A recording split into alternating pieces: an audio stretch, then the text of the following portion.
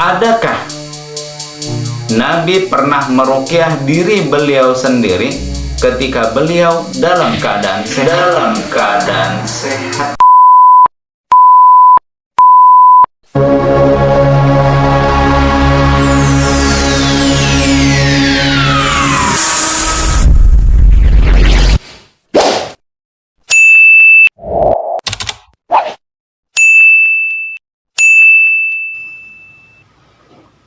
Bismillahirrahmanirrahim. Assalamualaikum warahmatullahi wabarakatuh. Alhamdulillah, wassalatu wassalamu ala rasulillah wa ala alihi wa sahbihi wa mawala. Rabbi shrah li sadri wa yassir li amri wahlul uqdatan min lisani yafqahu qawli, amma ba'd. Bersyukur kepada Allah atas setiap curahan nikmat dan karunia yang telah Ia berikan kepada kita. Salawat beriringkan salam, mari sama-sama kita memperbanyak salawat kepada Nabi kita Muhammad Rasulullah sallallahu alaihi wasallam. Mudah-mudahan kita berhak mendapatkan syafaat beliau di hari kiamat kelak. Amin, amin, ya rabbal alamin. Teman-teman ruqyah syar'iyah Simalungun yang dirahmati Allah. Mengenai ruqyah syar'iyah, pada video kita yang lalu kita sudah membahas bahwa malaikat Jibril pernah meruqyah Nabi kita Muhammad sallallahu alaihi wasallam tatkala beliau dalam keadaan sakit. Pernahkah Nabi meruqyah diri beliau sendiri meskipun beliau dalam keadaan sehat ataupun dalam keadaan sakit? Nah, berarti di sini ada dua pertanyaan yang akan kita jawab dan terbagi kepada dua jawaban juga. Yang pertama, kita ambil, adakah Nabi pernah meruqyah diri beliau sendiri ketika beliau dalam keadaan sehat? Masya Allah. Jadi di sini nanti kita akan tahu ya teman-teman, kita akan tahu bahwa pernah nggak ya Nabi itu meruqyah diri beliau sendiri. Itu dia. Mari kita lihat di dalam sebuah hadis yang telah diriwayatkan oleh Imam Al-Bukhari dari Aisyah radhiyallahu anha, ia berkata, ini langsung istri beliau yang menyampaikan. Dari Aisyah radhiyallahu anha, ia berkata, karena Nabi sallallahu alaihi wasallam, dulu Nabi sallallahu alaihi wasallam, karena idza awa ila firashihi, apabila beliau hendak pergi ke tempat tidurnya, berarti pada saat beliau akan tidur, ketika beliau mau tidur, ketika beliau berada di atas tempat tidur dan saat itu belum tertidur, kulla lailatin jama'a kaffaihi, pada setiap malamnya beliau itu mengumpulkan kedua telapak tangannya. Masya Allah. Nah, pertama yang dilakukan oleh beliau sebelum beliau terpejam kedua matanya, maka yang dilakukan oleh beliau adalah mengumpulkan kedua telapak tangannya. Seperti ini. Seperti kita ingin berdoa. Tsumma nafatha fihima. Kemudian beliau itu meniupkan ke kedua telapak tangannya tersebut. Nafatha, meniupkan. Fihima, pada kedua telapak tangan yang dikumpulkan ini. Seperti itu.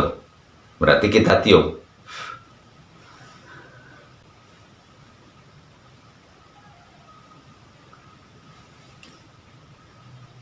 Kemudian setelah itu beliau membaca Qul huwallahu ahad wal mu'awwidzat.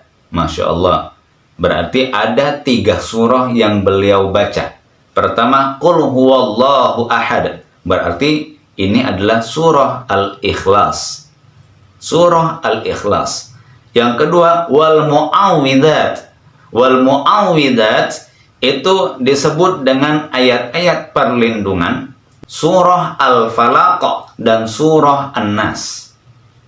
Ya, jadi kalau kita urutkan, sebelum beliau tertidur dan ketika beliau berada di atas tempat tidurnya, beliau mengumpulkan kedua telapak tangannya, kemudian meniup telapak tangannya, yang setelah itu beliau membaca surah Al-Ikhlas, surah Al-Falaq, dan surah An-Nas. Bisa difahami ya teman-teman ya, ini urutannya.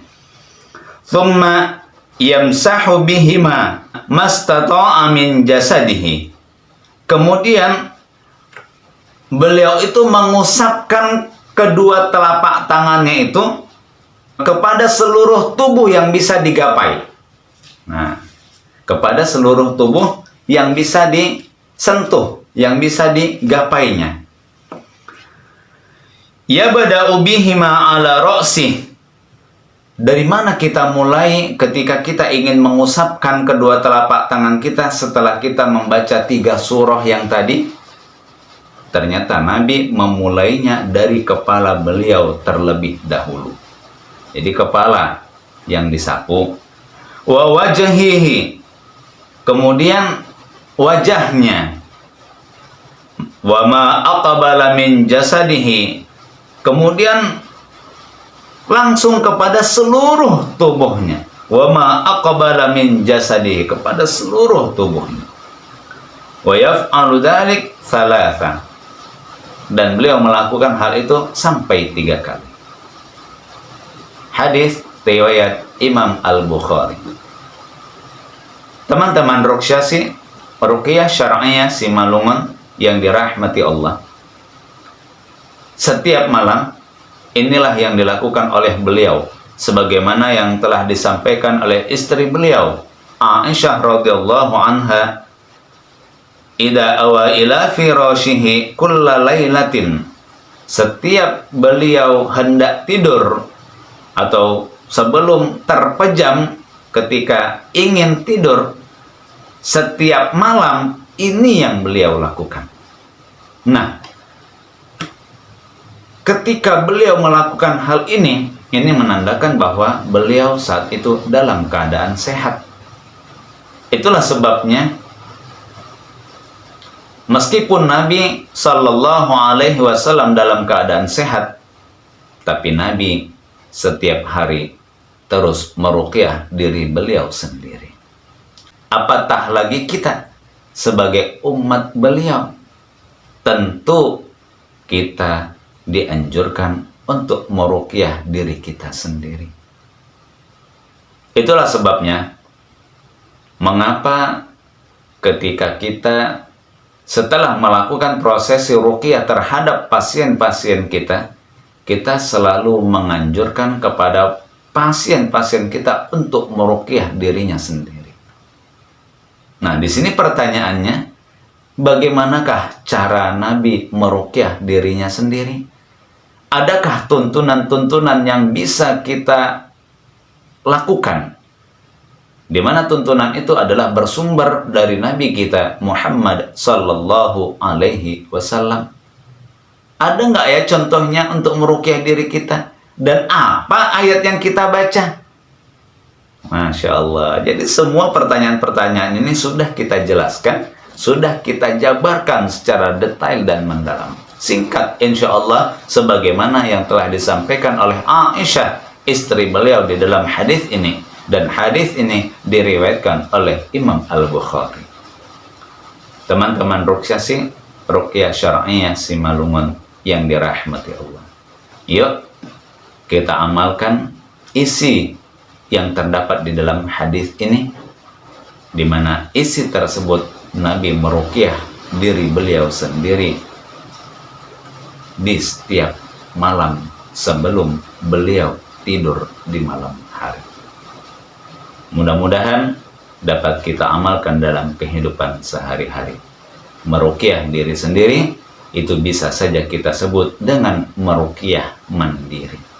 Mudah-mudahan Allah memberikan perlindungan kepada kita dari setiap ayat-ayat yang kita baca dengan niat dan tujuan sebagai perlindungan, permohonan kepada Allah Subhanahu wa Ta'ala agar Allah melindungi diri kita dari setiap gangguan jin maupun sihir, bahkan penyakit yang berasal dari ain.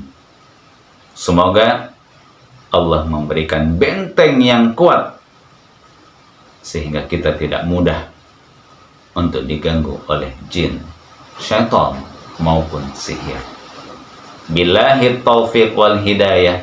Wassalamualaikum warahmatullahi wabarakatuh.